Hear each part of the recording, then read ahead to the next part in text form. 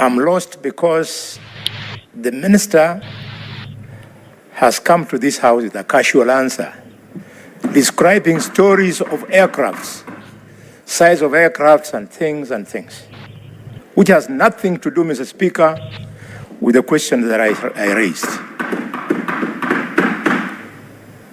This casual answer, Minister, you know, you and I, we enjoy leadership positions in this government.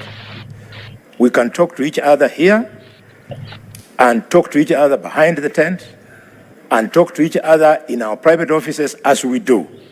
The purpose of this question, Minister, is for us now to bring it in the open to the public in Kakamega to know the progress of this project. The seriousness, Minister, is that 611,000 people voted for President William Ruto against 955,000 for Raila Odinga. There was work that was done. And now, when you treat us casually like this, you know that on 8th of December 2022, the president came to Kakamega. Senator, can you be very specific on your question? Mr. Speaker, sir, because he was casual. You know the history of the voting and what happened? Yeah, I've left out history of voting. voting. Specific. Your indulgence. What you really need to be addressed. Mr. Speaker, your indulgence, please. If I don't do this, I'll lose this house, I'll lose the public. Mr. Speaker, on 8th of December 2022, the president came into Kakamega and launched this project, and alongside it, commercial aircrafts, which have been ongoing. He came again, Mr. Speaker, on 18th of June this year, and announced the construction of an apron at 50 million shillings. The minister knows. And lastly, Mr. Speaker, on 25th of August, the president stayed in the county for 5 days, and this was the project. So I was expecting the minister was coming here to tell us only two things. When is the payment for residents going to commence? Because from that time last year, they stopped doing end development. They know they are moving out. And two, to tell us when is the construction starting. That is called, Mr. Speaker, Mr. Speaker, sir. Pertinent questions, and I think they are very indirect. Yes, Mr. Speaker. Yes.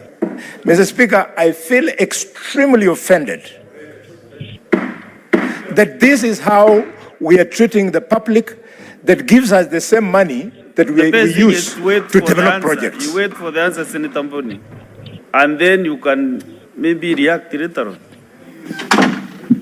The Speaker, Mr. Speaker, of course, I have maximum respect for the Senator Khalwale, not just because we serve together in this chamber, but because he is at the top leadership of this administration. The Speaker, I have given the answer, and that is the answer. The answer being, Mr. Speaker, that first, we can't go beyond 1.4 kilometers. The international standards that are observed for establishment of an airport, Mr. Speaker, tells us that in terms of the approach to that runway, we can only accommodate 1.4 kilometers. And to do so, Mr. Speaker, we must acquire land. I spoke to Governor Barasa this morning on the same issue, Mr. Speaker, because Senator Khalwale knows one thing, that in the said meeting, the county government offered to acquire the land. And Mr. Speaker, that is why there was a meeting between KAA, KCA, and county government. The answer is very clear. It says, Mr. Speaker, that the acquisition of land can only be achieved under the law through the National Land Commission. Mr. Speaker, the answer is also very clear, that to achieve an international standard, a different place must be sought to establish an international airport. An international airport, Mr. Speaker, cannot be built in the location where we have, and with the expansion that is needed, it would require billions of money to even try to move people. Mr. Speaker, that is our government, Honorable Khalwale. That is the situation we found ourselves.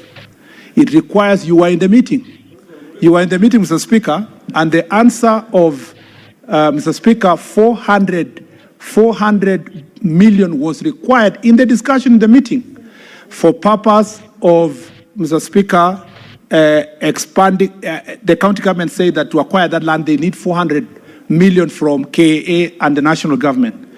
The president made it clear that the support would be needed, Mr. Speaker, for purpose of expanding that land from a partnership with county government.